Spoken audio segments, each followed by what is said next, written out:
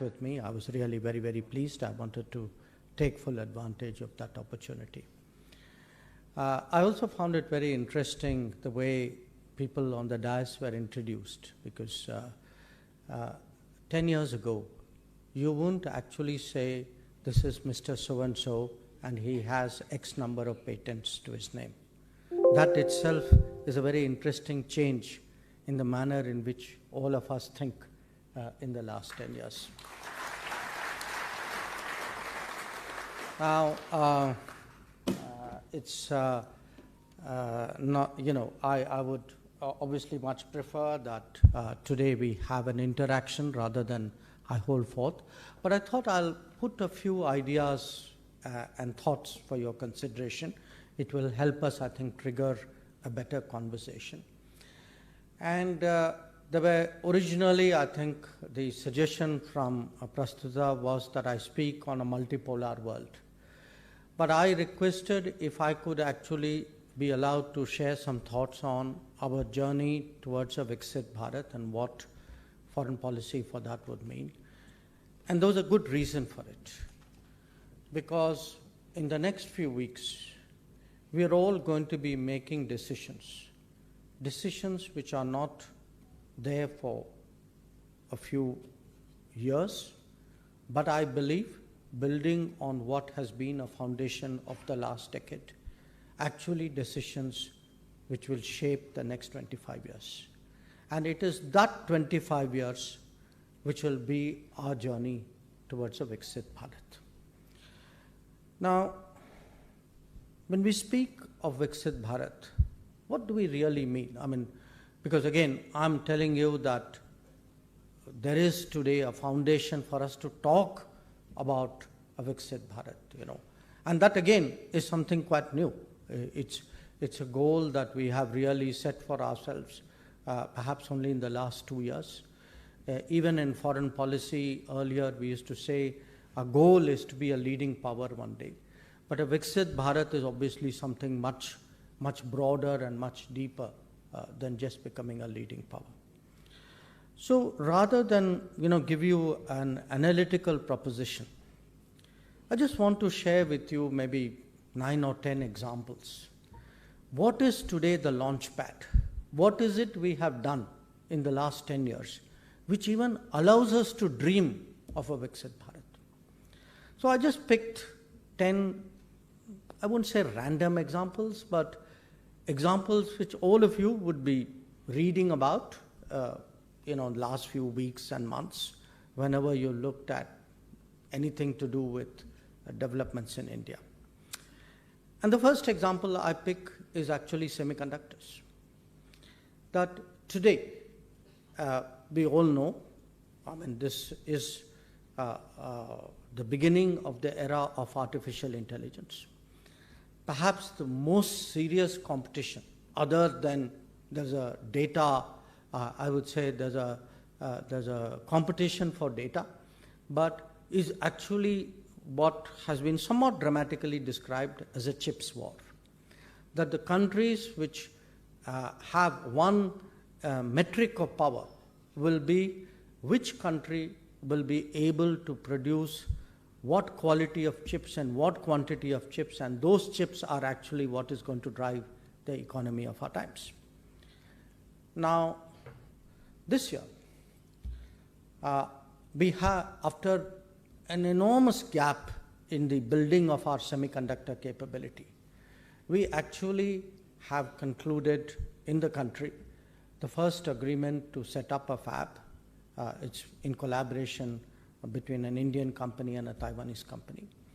But apart from that, of course, we are having a number of either purely national efforts or collaborative efforts with regard to assembly, testing, marking, and packaging. Now, compare this with where it was 15 years ago. 15, or actually to be accurate, 17 years ago. Intel actually came to India and said, you know what, we'd like to set up a fab here.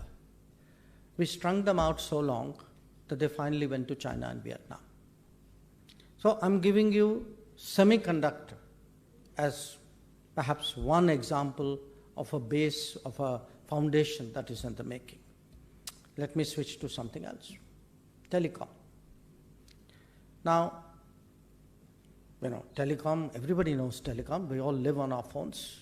First thing we do, get up, we see the screen. Last thing we do, we look at the screen. Now think about it. 2G, 3G, 4G. Where did the technology come from? For us, 2G came mainly from Europe. 3G, 4G came from China. Today, we have one of the fastest rollouts of 5G deployment underway. And that 5G stack is Indian.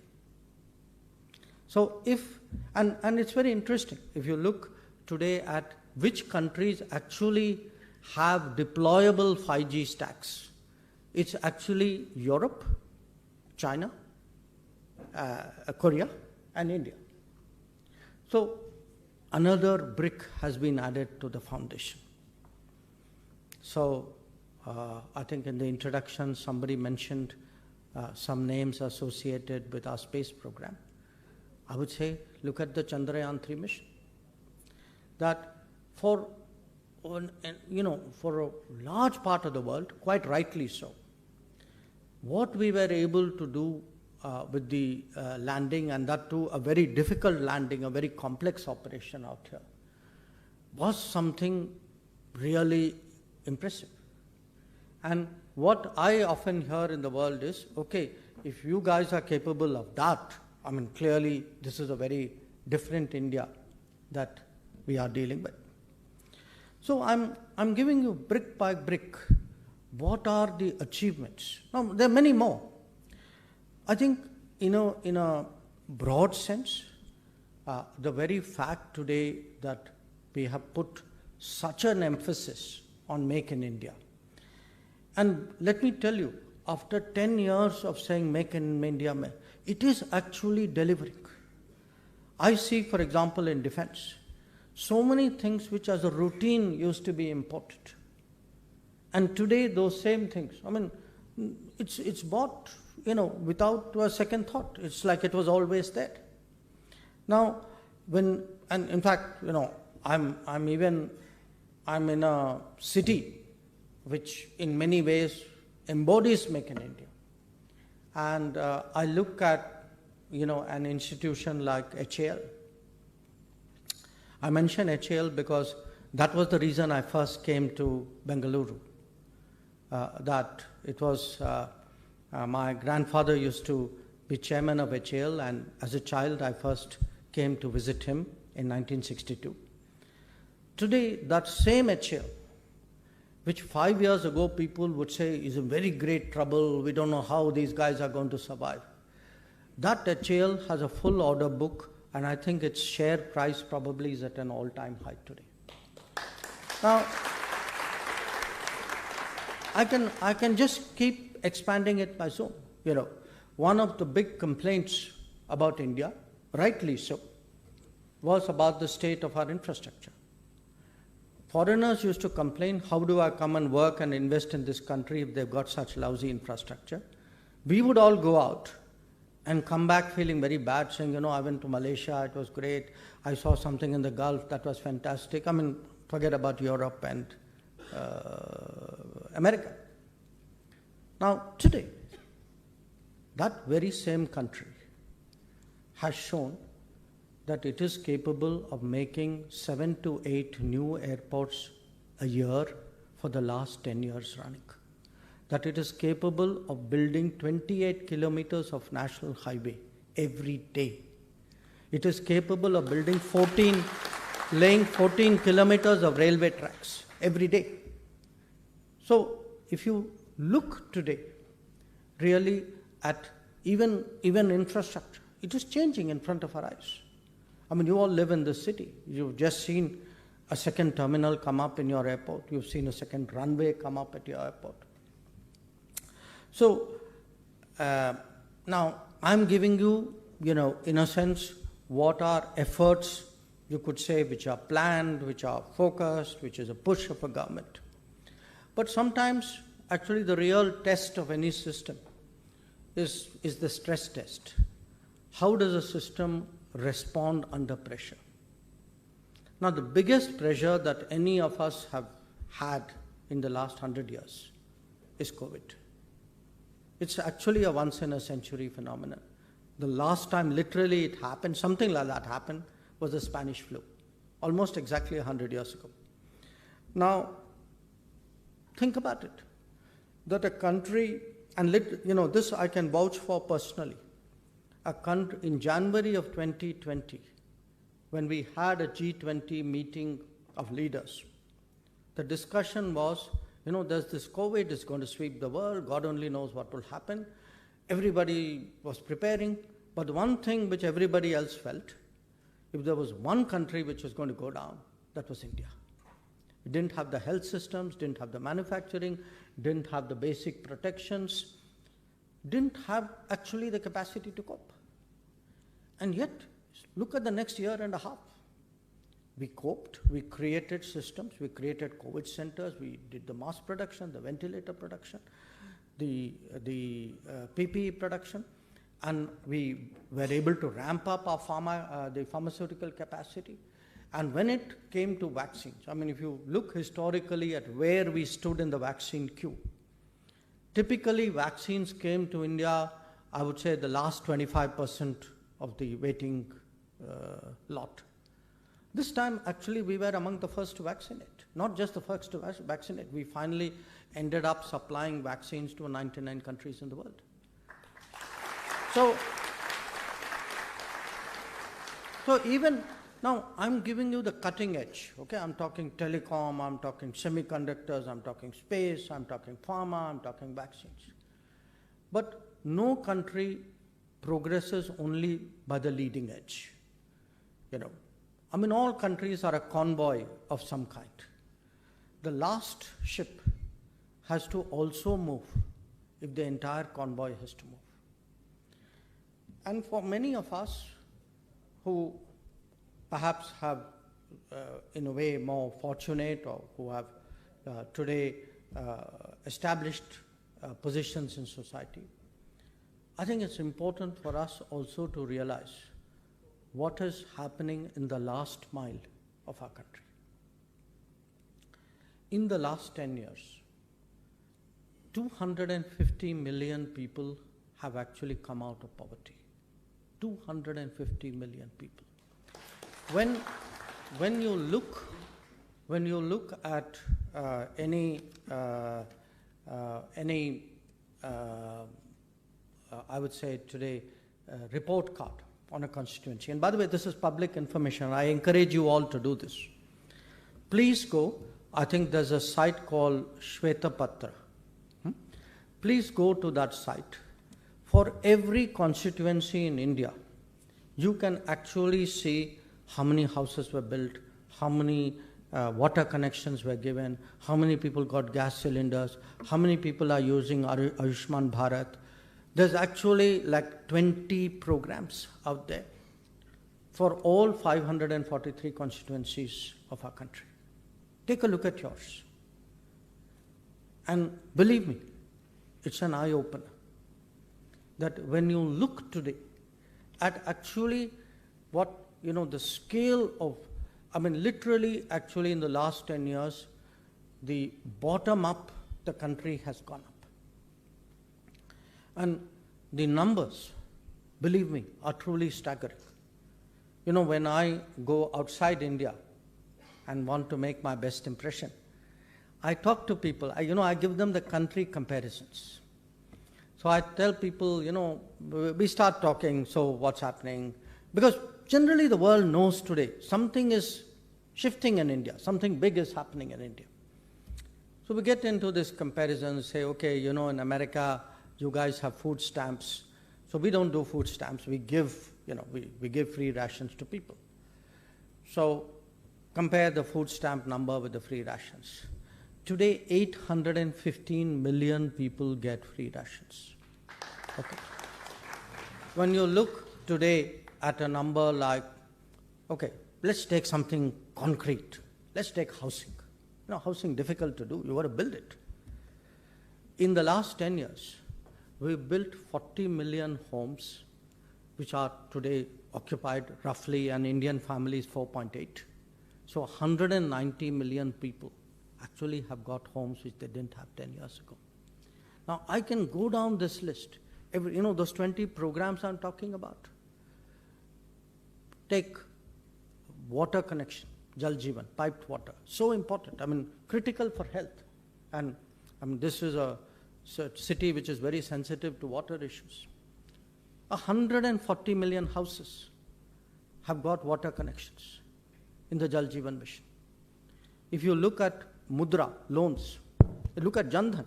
In fact, Jan Dhan, about 500 million, there have been 500 million bank accounts where money has been paid into. Now, very often, these numbers are the equivalent numbers of countries, big countries, sometimes even continents. So I'm telling you all this because today it's, you can say, when I say that we have a foundation really to think about a Viksit Bharat, you can't, unless we first get out of poverty, we can't think about a Viksit Bharat. But you cannot focus only on poverty and say, I will not develop those leading technologies and I'll be left so far behind that having got my house in order, I'm now so far behind, I really cannot aspire to compete with the rest of the world. So what we are having is actually, if you were to, as I say, look at a convoy, no one left behind is moving the more vulnerable, the lower income people, the below poverty line people. So that change is happening out there and at different levels. And what we are often seeing, because it's the engine of technology which will actually finally propel us to go at a faster and faster speed. Now, I'm telling you what's happening within the country, but it's a globalized world. Now, you have to look at what is happening beyond our shores as well. The first thing which has actually changed is how we feel about our own people. Indians used to go abroad before. Okay, they emigrated, they went for work, they went for tourism, they went to study. Mostly, they're left with a feeling that, okay, I'm going out. I have to figure this out for myself. Which is not a bad feeling. Problem happens when you get caught up in events which are beyond your control. If you went as a student to a country, nobody told you when you're going there, oh, by the way, there might be a big war out there. Nobody told you there was a COVID coming and you would be caught in the middle of a holiday somewhere. Nobody told you you're a merchant shipping seaman and, the Houthis will fire on your ship or the Iranians will take you to the port. These are things which are today happening. And again, to realize the sense of it, today there are about 17 to 18 million Indians who live and work abroad. And we have, of course, an equal number of people who are of Indian origin. They may not be a legal responsibility, but they are also there. So how do we secure Indians abroad? This is going to be an increasing concern for this country, and I'll come to it when I talk about what should be a foreign policy for Viksit Bharat. The second, of course, is, as we become bigger, as the world also gets more complicated, we have to make decisions, sometimes difficult decisions, in a very polarized or sometimes even conflictual world. And I can give you two or three. One which all of you are aware of, you have a Russia-Ukraine conflict. Big problem for us is the first collateral damage of that is the energy prices.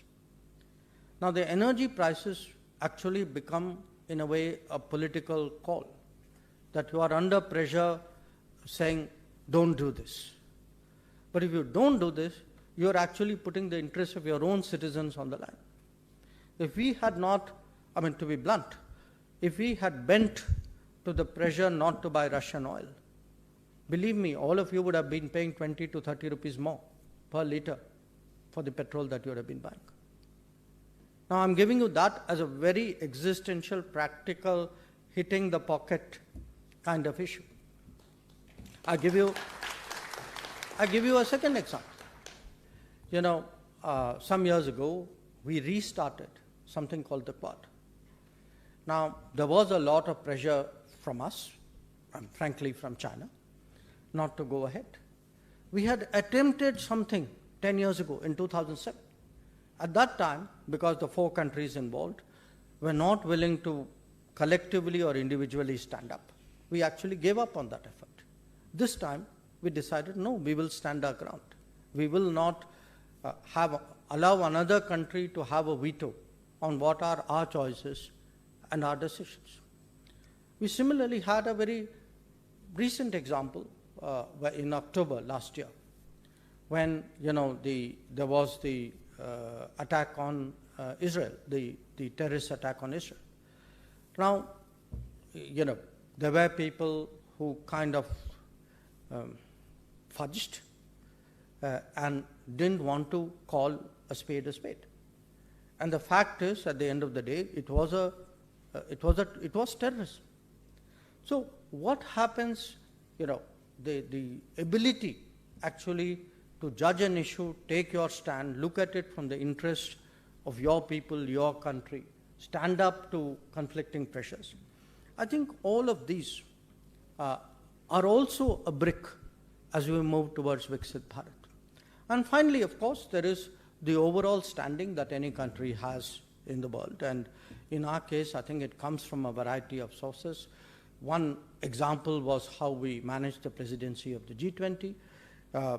In many ways, I would say we are today much more probably, a very trusted country in the global south. The rest of the global south feels, okay, India can speak up for us. Or if I look even economically, today if I look in terms of supply chains, or I look in terms of digital transactions, today India is regarded as a trusted country, and a lot of business is actually beginning to look at us because we are seen as a trusted destination.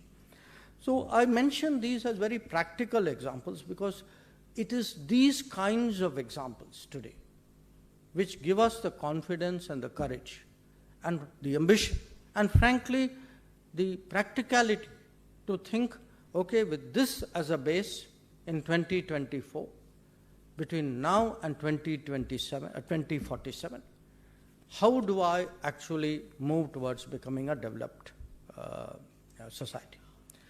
Now, when I come to the subject, which is what sort of foreign policy, because there are many, different people can approach the journey towards Viksit Bharat from their particular, if you have somebody from the technology field, so if you ask a Rajiv Chandrasekhar, he will give you one set of answers. You ask Nirmala Sitharaman, they will give you another set of answers because everybody will look at it from their lens or their domain. So I want to give you, in a way, what should foreign policy be doing in order to get us to be a Viksit Bharat.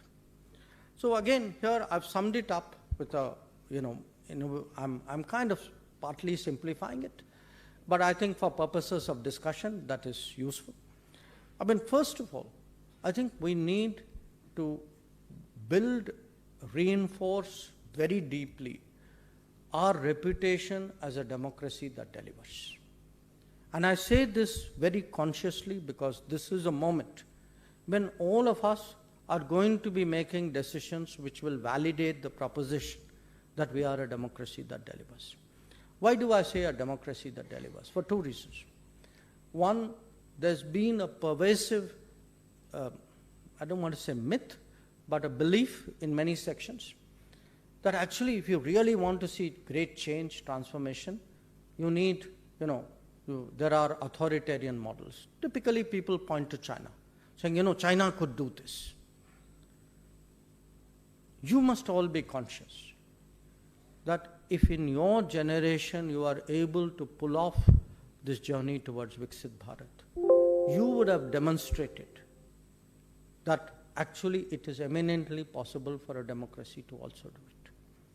And I think you have that possibility because exactly of that foundation which has been built up on the last 10 years. Now, what is key to that? Key to that is actually, frankly, good governance.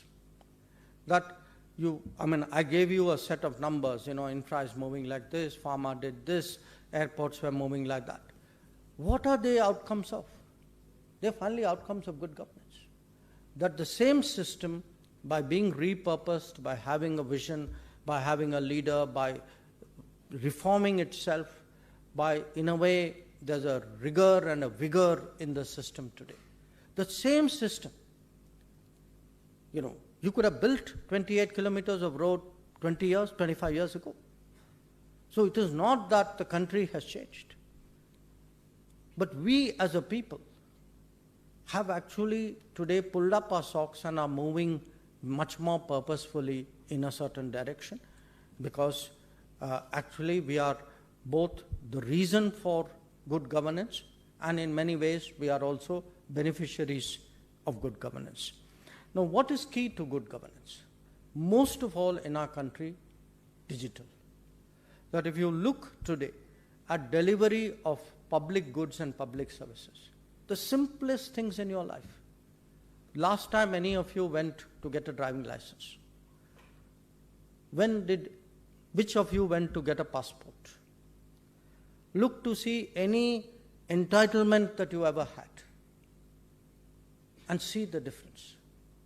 Try to remember, because human beings generally, that the bad memory tends to fade away and the good reality becomes the new normal very fast.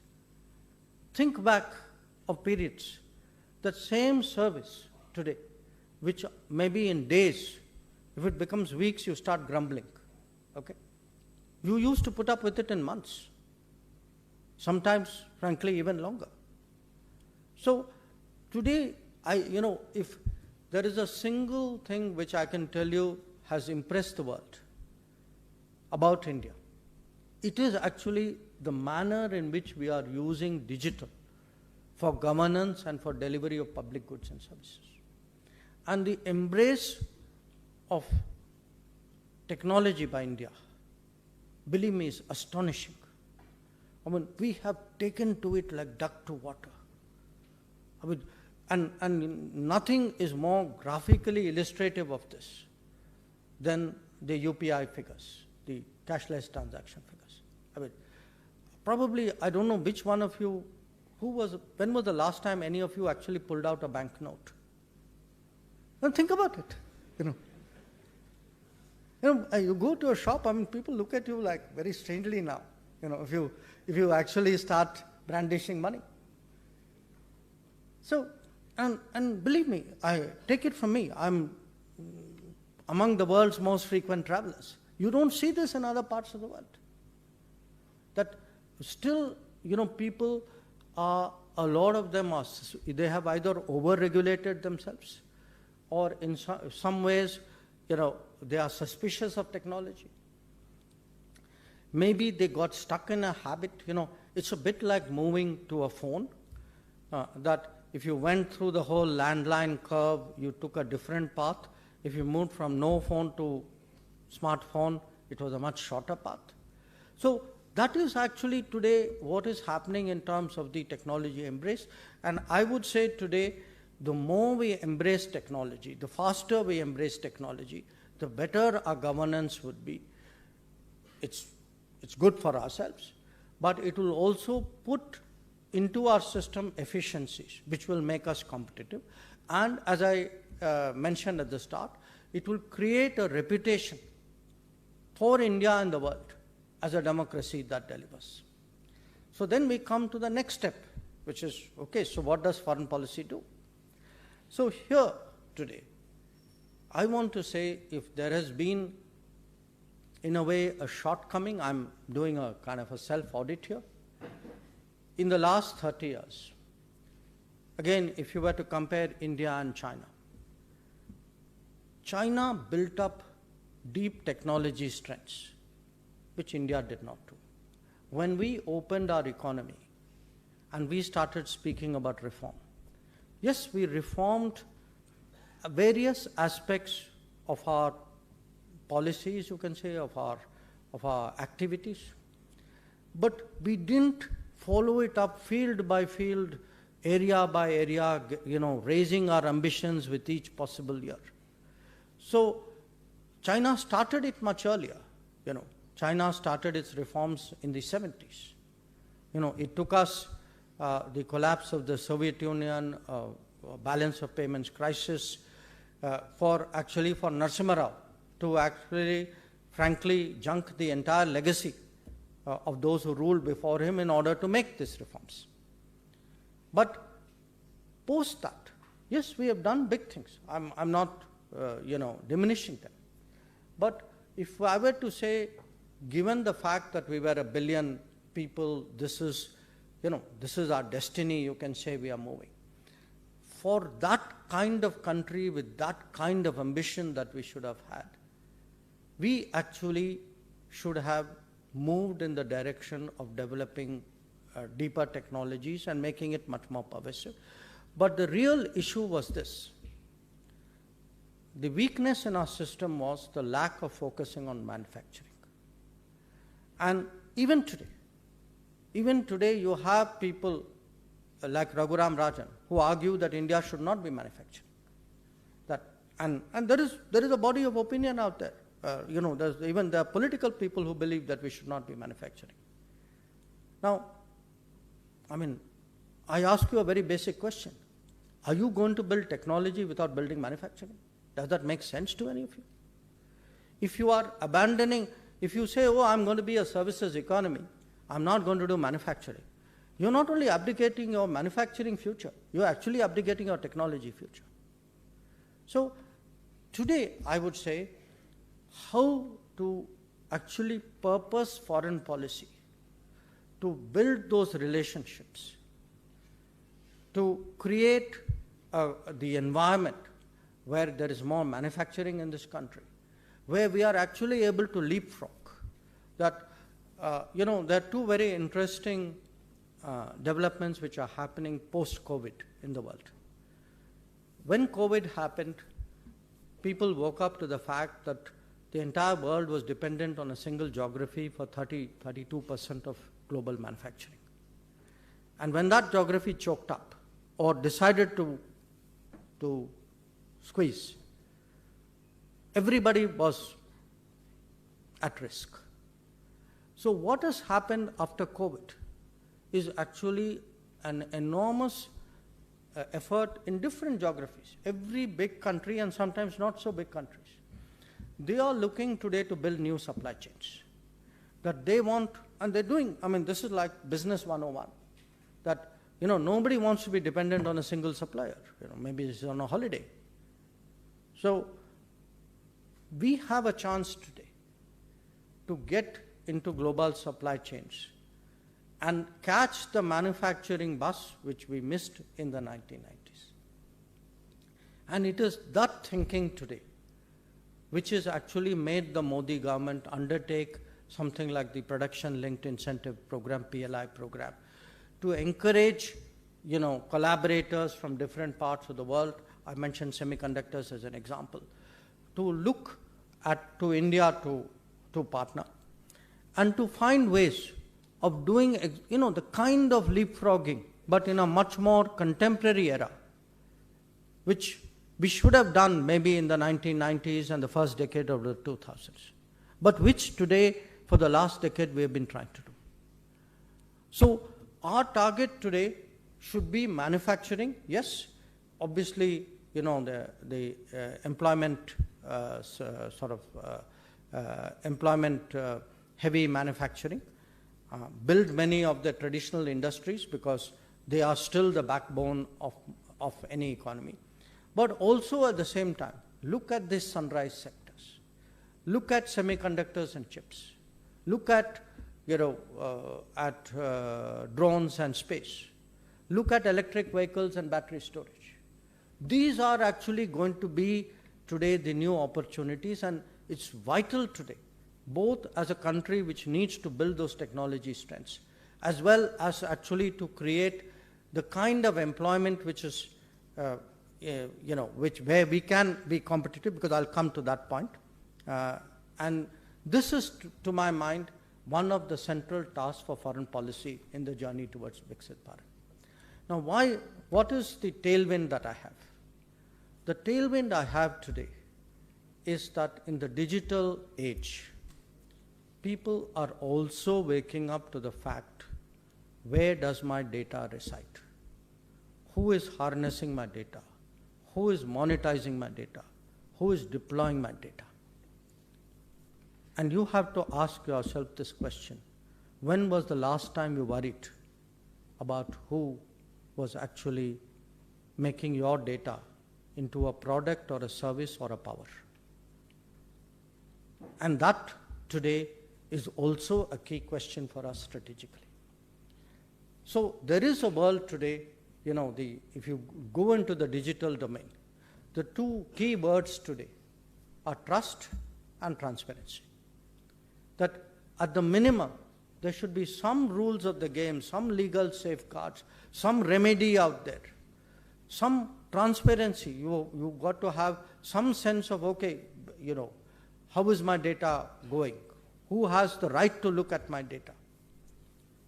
And this is again, in many ways, an opportunity for us. Because, as I said, there is, at the end of the day, the belief that, look, this is a market economy, a contract is a contract. If you don't like it, you can go. There is a legal remedy out there. And again, if you look at the last 30, 40 years, our reputation in the world is certainly that of a country that plays by the rules. Now, these give us the opportunity. What actually gives us, what is the key card we have? What is it we bring to bear which will allow us to actually leverage that opportunity? And that answer is all of you. That answer is all of you, because let me tell you, we have one thing which actually is our ace of spades, and that is people. There is today, just next time you have 10 minutes to spare, just go look at demographic trends in the world. It's amazing, people are speculating, saying energy will go this way, drones will shape that thing, space will come in, all of which is true. But probably the biggest factor which will change the international economy and inevitably, the influence and power capabilities of nations is actually demographics. And particularly, if you look at the demographics of some very key technology-centric powers in the world today. And in this, I would even include the United States. So we are entering, when on the one hand, if we are conscious that this is a data-driven existence, that AI will be more and more key in this world, you then need all the skills and talents that will go with it. And that doesn't necessarily mean going out of the country. We keep talking about make in India, make for the world. I can tell you a time is coming when we should be thinking work in India, work for the world. That is coming. And we have, because the demands will be so big, that it will not be a case of an individual saying, they are offering my job, but if I don't take it, I won't get a job. We will actually increasingly realize our self-worth. That there will be people who will say, fine, I'm happy you're living in Bengaluru. Just get hooked up to my system. I'd like to employ you. I'd like to get your skills, your designs, your capabilities out there.